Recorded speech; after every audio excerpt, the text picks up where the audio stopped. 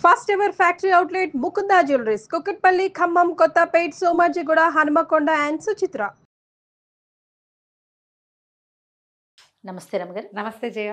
రమగారు, దెయ్యం కథ ఒకటి చెప్పండి. చాలా రోజులైంది కదా. అవును. సరే చెప్తా. ఒక పల్లెటూరులోనట ఓ వీరయ్య మంగమ్మ అని భార్యాభర్త ఉండేవాడు.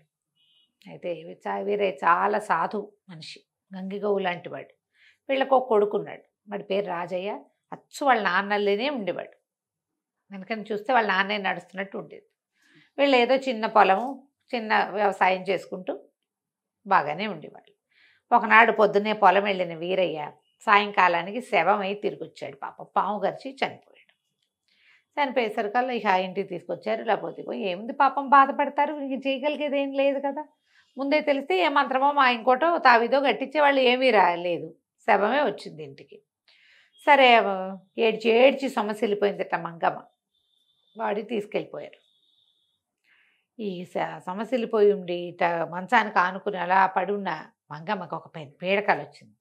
ఏమిటా, తన భర్త చితిలోంచి లేచి గుడ్లగూబలాగా అరుస్తూ పిశాచంలాగా మారిపోయినట్టు కలొచ్చింది. మర్రి చెట్టు మీద ఎక్కేసినట్టు కనపడింది. ఇవిడు కేవ్వుమని పెద్ద కేక పెట్టి లేచి చుట్టుపక్కల అందరూ బోధార్చడానికి అమ్మలక్కలు చేరతారుగా, ఏమిటమ్మా ఏమైందమ్మా ఏమైందమ్మా ఎందుకమ్మా అంటే, మా ఆయన దయమైనట్టు కలొచ్చింది పెద్దక్కయ్య అని ఆ అక్కయ్యకి చెప్పింది. అయ్యో అయ్యో ఇటాకలొచ్చింది చెప్పుకున్నారు.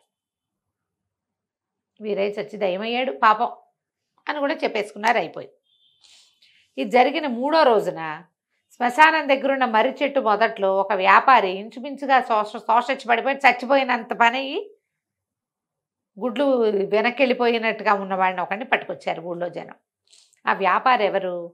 ప్రతి నెల ఈ ఊరికి సరుకులు తెచ్చి పెడతాడు. ఇక్కడి నుంచి ఏవో ఆ సామాన్లు, వీటి చాట్లు బోట్లు చేస్తారుగా, అవి తీసుకుపోతాడు. కానీ వీళ్ళకి పప్పులు ఉప్పులు తెచ్చేసి వ్యాపారస్తుల్లో వాడొకడు. మామూలుగా ఆ రోజుల్లో ఏం చేసేవాళ్ళు, ఇట్లా సామాన్లు బళ్ళ మీద వేసుకొచ్చి ఊర్లో వ్యాపారం చేసుకుని వెళ్ళేవాళ్ళు. అతను ఆ బండివాడనమాట, బండి వేసుకొచ్చే వ్యాపారి. బాగా అతనికి అవి ఇవి వాసన చూపించారు. మరి మంచినీళ్ళు పోసారు, తేనె నీళ్ళు పట్టించారు. ఎటాగొట్టా లేచి కూర్చుని పొద్దున్నే నేను ఊరు వెళ్ళిపోదామని బయలుదేరాను. తెల్లవారుజామున 3 గంటలకే బయలుదేరా. ఎప్పుడు వెళ్తాడు అట్లాగే 3:30 3:30 అయ్యేసరికి శ్మశానం మొదట్లోకి వచ్చేసరికి మరి వాడెవడో ఒకడు ఒక దయ్యం నా మీద పడి, నా భార్య పిల్లలు బతకద్దా, నా డబ్బులు ఇచ్చేసి, ఈ డబ్బులతో నాకు ఇచ్చేసి, నేను ఎవరిని అనుకున్నావు, నేను వేరైని అని కేకలు పెట్టి నా దగ్గర నుంచి డబ్బులు ఓడ్లాక్కున్నాడు. తెల్లటి లాల్చీ పంచా ధరించాడు.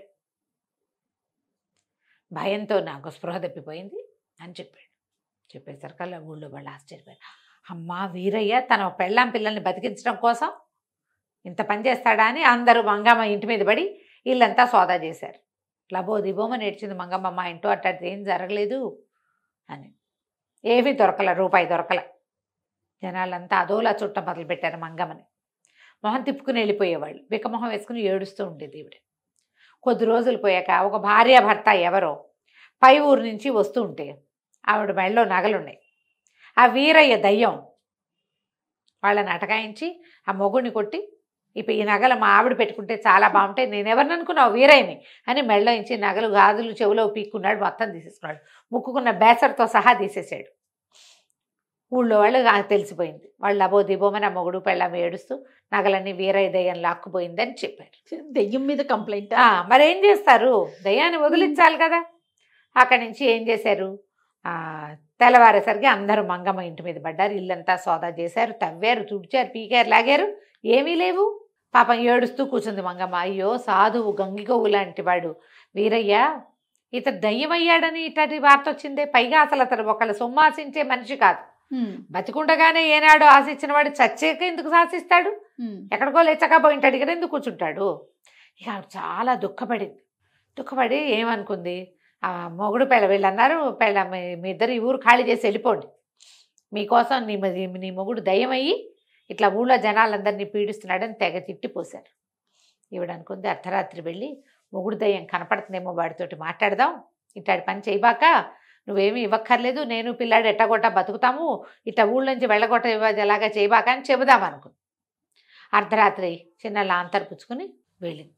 వెళ్ళేసరికల్లా దీనికి ఈవిడికి ఏం కనపడింది, ఒకడెవడో మర్రి చెట్టు మీద నుంచి ఒక లాల్చీ పైజమా వేసుకున్నవాడు, పైజమా కాదు లాల్చీ పంచా కట్టుకున్నవాడు, తెల్ల ధోతి తెల్లటి లాల్చీ లాంటిది షరాయి లాంటిది ఏదో వేసుకున్నాడు. అది దిగుతూ, ఎవరు నువ్వు, అదంతా డబ్బంతా ఇక్కడ పెట్టు, నీ దగ్గర ఏముందో ఇక్కడ పెట్టు, నా పెళ్ళాం పిల్లలు బతకద్దా, నేను ఎవరనుకున్నావు, వీరయ్యని అని కేకలు పెట్టాడు. తెల్లబోయింది. ఈ గొంతు వీరయ్యది కాదే, పైగా ఈనాడు అతను ఇట్లా షరాయిలవి వేసుకున్నవాడు కాదు, ఎవడో నా భర్త పేరు పాడు చేసేస్తున్నాడని అర్థమైంది. ఈ అమ్మాయికి మొదటి రోజు కళ వచ్చింది కదా, ఆ కళని విన్నవాడెవడో ఈ పని చేస్తున్నాడు.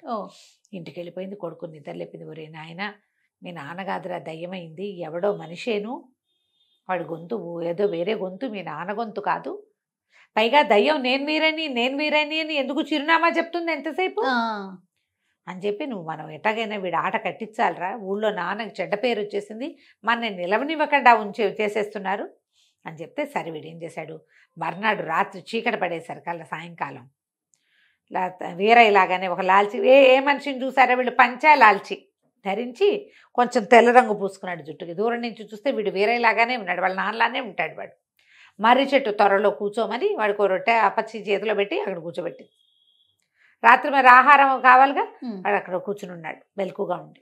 ఈవిడేం చేసింది, ఒక పొదచాటను నక్కి కూర్చునేసరికల్లా ఏమైంది, బాగా 11:30 12 అయ్యేసరికి ఊళ్ళో నుంచి ఒక తెల్లటి పంచా లాల్చి ధరించిన వాడు ఒకడు ఊళ్ళో నుంచి నడిచి వచ్చాడు. చూస్తూనే ఉంది ఈవిడ. మర్రి చెట్టు పైకి ఎక్కి కూర్చున్నాడు. త్వరలో రాజయ్య కూర్చున్నాడు, ఈయన చెట్టు ఎక్కాడు. చెట్టు ఎక్కాక గుడ్లగూబలు కూసినట్టు కుయ్యటం మొదలుపెట్టాడు. మామూలుగా దయ్యాలు అనగానే గుడ్లగూబలు కుయ్యాలి అలాంటి శబ్దాలు ఎక్స్పెక్ట్ చేస్తారు కదా. గుడ్లగూబలు కూర్చుని నక్కలు ఊడబెట్టినట్టు గుడ్లగూబలు కూసినట్టు కూస్తున్నాడు. ఈవిడేమనుకుంటుంది, ఇంకా రాజయ్య లేచి వస్తాడని చూస్తుంది. ఇంతలో ఆ రాజయ్య వచ్చాడు. వచ్చి, ఎవడరా నువ్వు, నా పేరు పాడు చేస్తావా, అసలు నేనెవరనుకున్నావు, నేను వీరయ్య గొంతు వినపడుతోంది. కొడుకు గొంతు ఇంచుమించుగా తమ భర్త గొంతులాగానే ఉంటుంది, వాడు కొంచెం గంభీరంగా మాట్లాడేసరికి ఆయనే మాట్లాడుతున్న ఫీలింగ్ కూడా వస్తుంది వీడికి. ఏం చేసావు, తీసుకుని అందరి దగ్గర నుంచి కొట్టేసిన డబ్బులు ఏం చేసావంటే, హడిలిపోయి ఆ డ్రెస్ వేసుకున్నవాడు, బాబు వీరయ్య నన్ను క్షమించు, నేను కొట్టేసిన నగలు అన్నీ ఇక్కడే దాచిపెట్టానని మర్రి చెట్టు కింద తవ్వటం మొదలుపెట్టాడు. ఆ వీరయ్య కూడా రాజయ్య కూడా పక్కన నుంచున్నాడు. ఈ మంగమ్మ ఏం చేసింది, వెంటనే పరిగెత్తుకుంటూ ఊళ్ళోకి వెళ్ళింది. ఊరి పెద్దల్ని 5-6 చూడండి, మా ఆయన పేరు పాడు చేసేవాడిని చూపిస్తానని, మనిషి కదా వాడు, పరిగెత్తుకుంటూ వెళ్ళింది. ఊళ్ళో జనం అంతా వచ్చేసరికి ఏముంది, సామాన్లు తవ్వుతున్నాడు వాడు. తవ్వి 1-2 వస్తువులు తీసి బయట పెట్టాడు. జనం అంతా కమ్మేశారు, లాంతర్లు పుచ్చుకుని. అవరవరా అని చెంపలు పగలగొట్టారు. మొత్తం డబ్బంతా అక్కడే ఉంది. ఇంతలో ఏమైంది, త్వరలో నుంచి రాజయ్య ఒళ్ళు విరుచుకుంటూ లేచి వచ్చాడు. ఏమిటో మా గలాభా ఇక్కడ ఇంతమంది చేరారు అని. ఆవిడ ఆశ్చర్యం, అదేమిట్రా ఇందాకే వచ్చావు కదా నువ్వు. నేను రాలేదమ్మా, నేను నిద్రపోయాను, లోపల చల్లగా ఉంది, నిద్రపోయాను, నేను రాలేదన్నాడు. అంటే ఇందాక ఎవరు వచ్చారు, అంతేగా, వీరయ్య దయ్యమే వచ్చి తన పేరు పాడు చేస్తున్న వాడిని పట్టించి ఇచ్చింది. అక్కడి నుంచి ఈ అమ్మాయి ఈవిడ చెప్పింది, నా పిల్లాన్ని ఇక్కడ కూర్చోబెట్టాను, వాడు లోపల ఉండిపోయాడు, ఎవరో వచ్చారు, నా భర్తే వచ్చినట్టున్నాడంటే ఊళ్ళో వాళ్ళంతా ఆశ్చర్యపోయారు. వీరయ్య తన పేరు చెడిపోతుంది, తన భార్య పిల్లల్ని మనం నిలవనివ్వకుండా చేస్తున్నామని అతనే వచ్చి కాపాడుకున్నాడని, అయ్యో మమ్మల్ని క్షమించు వీరయ్య అని అందరూ దండాలు పెట్టారు. మమ్మల్ని క్షమించు, మేము పొరపాటు పడ్డాం, నువ్వు మంచివాడు అని తెలిసినా కూడా దయ్యమయ్యావని నమ్మాము. ఇటకే కదా ఆత్మలు అదని నమ్మిస్తారు. అవును, నిజంగా ఉందా లేదు, ఉంది, ఆత్మ ఉంది, కానీ అది ఏ హాని చేసే ఉద్దేశంలో లేదు. అవును, మేలు చేసేందుకే అదొక ప్రయత్నం చేసింది. అంటే ఇప్పుడు దయ్యాలు లేవని చెప్పట్లా నేను, ఆత్మలు ఉన్నాయి. వీరయ్య ఆత్మే వచ్చింది అక్కడికి, వచ్చి ఈ దొంగని పట్టించింది. ఆ తర్వాత ఇంకా ఊరు వాళ్ళు ఎప్పుడూ అలాంటివి నమ్మకంగా ఉన్నారు. ఎవరి వస్తువులు వాళ్ళకి ఇప్పించి ఈ మంగమ్మకి రాజయ్యకి క్షమాపణలు చెప్పి, మీరు ఈ ఊళ్ళోనే ఉండండి అని చెప్పి మేమందరం చేతనాన్ని సాయం చేసి, పిల్లాడు కొంచెం పెద్దవాడయ్యి బాగా సంపాదించుకునేలాగా చేస్తామని ఊళ్ళో వాళ్ళంతా సాయం చేసి వాళ్ళని పైకి ఎక్కించారు. కథ కంచికి మనం ఇంటికి. నమస్తే రమ్మగారు. నమస్తే జయ.